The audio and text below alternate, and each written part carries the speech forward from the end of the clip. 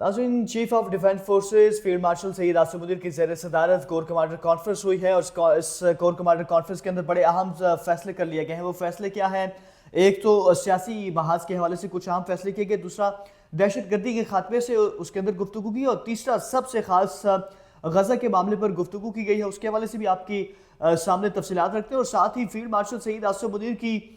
जो कामयाबियाँ हैं आलमी सतह पर, हमने देखा कि मुख्तलिफ जो आलमी जरीदे हैं वो कामयाबियों का एतराफ़ करें, ना सिर्फ फील्ड मार्शल सईद आसिम मुनीर का बल्कि पाकिस्तान की आलमी महाज पर कामयाबियों का जो एतराफ़ है वो आलमी जरीदे इंटरनेशनल मीडिया हमें करता नजर आता है, वो सामने रखते हैं। और साथ ही पाकिस्तान के मुआशी लिहाज से कुछ बात करेंगे आज के इस व्लॉग के अंदर। जो स्टेट बैंक के हालिया ज़खायर सामने आए, फिर PIA की जो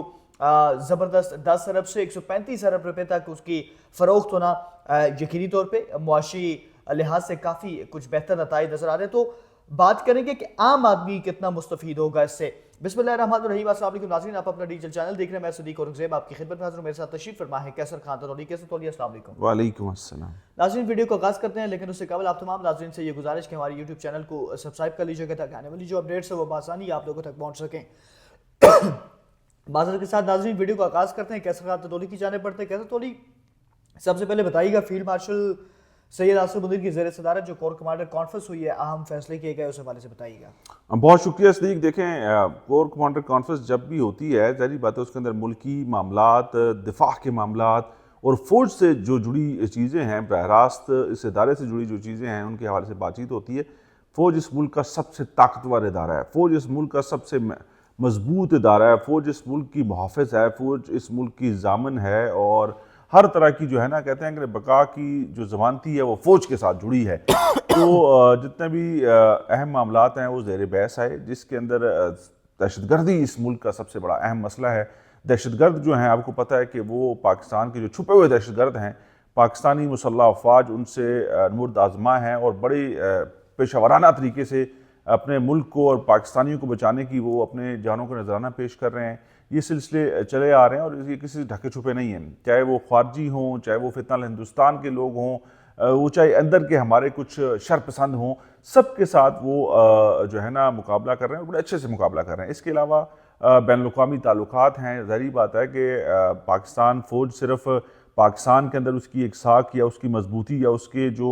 असरात हैं वो पाकिस्तान के अंदर तक नहीं है, वो पूरी दुनिया पे फैले हुए हैं। पूरी दुनिया पे पाकिस्तान फ़ौज का एक जो है, कैसे तो नहीं, यहाँ पे ये बताना ज़रा ज़रूरी है, हम शायद हमारा वो प्लेटफॉर्म है जो शायद इससे पहले कोई और इस तरह की बात नहीं करता था। जो हम कहते थे कि मुल्क की मईशत के मामलात भी बेहतर होंगे और फील्ड मार्शल सईद आसिम मुनीर, लोग कहते थे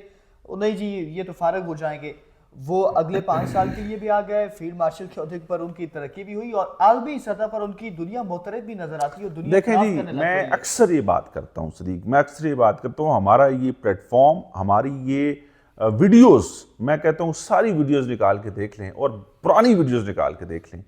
आपको बहुत क्लियर यहाँ से पैगाम गया, इस फोरम से, तज्जिया गाह के फोरम से पैगाम गया, बताया गया और हकाइक पर मबनी हम लोग जो गुफ्तगू करते हैं, हमारा जो, हम इस चीज़ को जो है ना बड़े वसूख के साथ कहते हैं, हमारा ये दावा है कि हम जो गुफ्तगू करते हैं वो तहकीक के साथ होती है, हकाइक पर मबनी होती है, कोई हवाई और लफ्ज़ी गोलाबारी नहीं होती। हमारे यहाँ बड़े पाकिस्तान के बड़े मोतबर, बड़े सीनियर, बड़े वज़ादार जो जर्नलिस्ट हैं, जो तज्ज़ियाकार हैं, वो भी बहुत अजीब व गरीब किस्म की गुफ्तगू अक्सर हमें करते नज़र आते हैं कि जी ये हो जाएगा, फ़ौज यहाँ पर खड़ी है, फ़ौज ये खड़ी है। मैं आपको एक बात बता दूँ, 1000 बार इससे पहले, 1000 बार से भी ज़्यादा ये पहले बता चुका हूँ कि फ़ौज का इदारा और फ़ौज के अंदर लोग ये पता नहीं कहाँ से खबरें ले आते हैं कि तकसीम हो गई है, ये हो गया है, फलाना ये हो गया है, फलाना ये हो गया, और बड़े बदकिस्मती के साथ बड़े सीनियर सहाफ़ी भी इस तरह की गुफ्तगू करते नजर आते हैं। तो कोई ऐसा कभी ना हुआ है, ना हो सकता है, याद रखें, कोई तकसीम नहीं। अगर होती भी है, इख्तलाफ हो सकता है, मेरी राय से या किसी राय से इख्तलाफ हो सकता है, लेकिन कलामी के लिए माजरत, ये चूँकि आप बात करें तो मैं चाहता हूँ आजकल एक और, आपको पता है, जो एक मखसूस जमात से मुंसलिक एक टोला है यूट्यूब के ऊपर जो लोगों को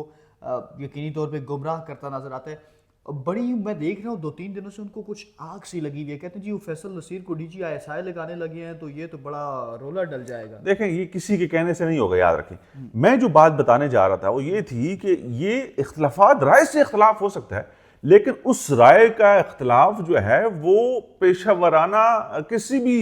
معاملے کے اندر حائل نہیں ہو سکتا اور رکاوٹ نہیں ڈال سکتا، کیونکہ جب تک آپ اس شعبے کے ساتھ، آپ اس ادارے کے ساتھ منسلک ہیں، آپ کی رائے کا آپ اظہار کہیں اور کر سکتے ہیں، آپ اپنے ادارے کے اندر اس کی خلاف ورزی نہیں کر سکتے جب فیصلہ متفقہ طور پر ہو گیا ہو۔ آپ کا اختلاف ہو سکتا ہے لیکن جو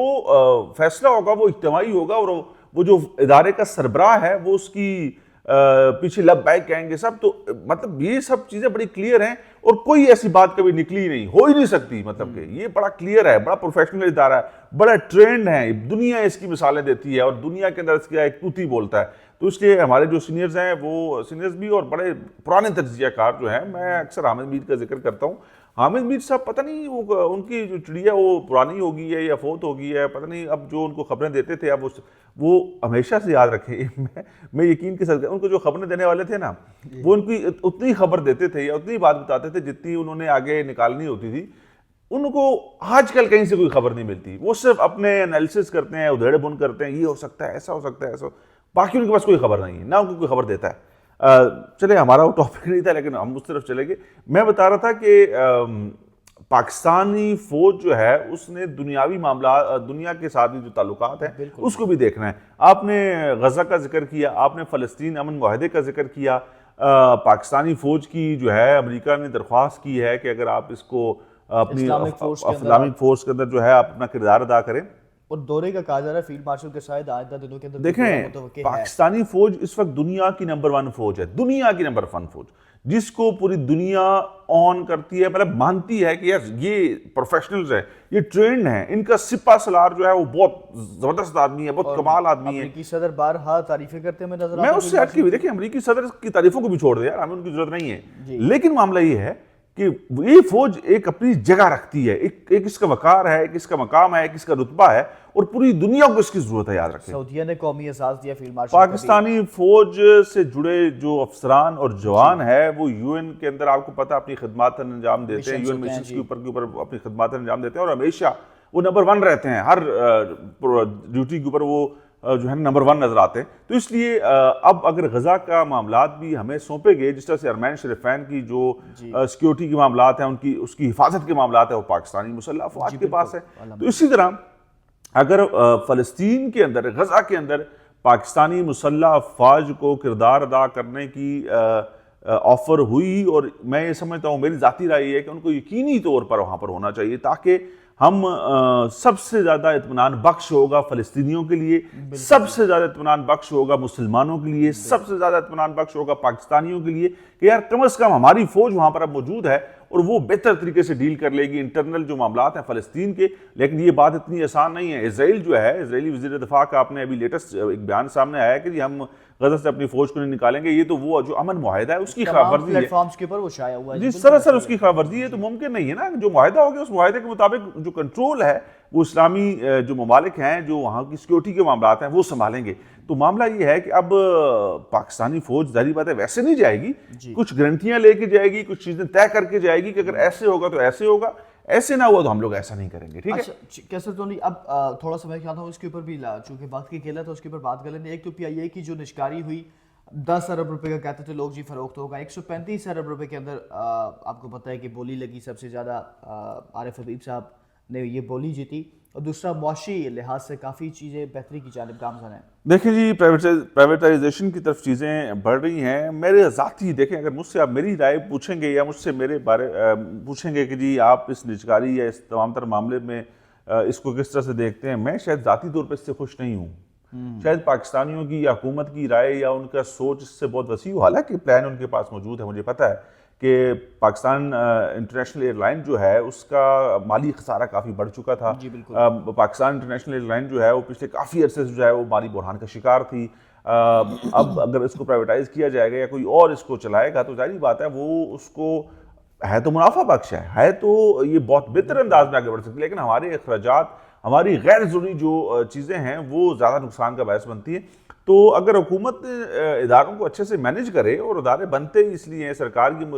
ملکیت اس لیے ہوتے ہیں کہ سرکار اس کو اپنے حساب سے چلائے گی اور سرکار بہتر پرفارم کرے گی، لیکن بدقسمتی کے ساتھ سرکار پرفارم نہیں کر سکتی، اور یہ سلسلے جو ہیں پرائیویٹائزیشن کی طرف جا رہے ہیں۔ تو پرائیویٹائزیشن سے بھی یہی ہے کہ جو خریدنے والا وہ بھی پاکستانی ہے نا، وہ پاکستان کا ہی ہے, پاکستان کے اندر ہی معاملات, اس کے بزنس بھی ہیں, اس کے ایسٹس بھی ادھر ہی ہیں, سارے معاملات بھی ادھر ہی ہیں. تو اگر ایئر لائن بہتر ہوگی تو پاکستان کا نام ہی بہتر ہوگا. پاکستان انٹرنیشنل ایئر لائن ہی ہے, اس کا نام تبدیل تو نہیں ہو رہا. تو اس لیے اگر اس میں کوئی بہتر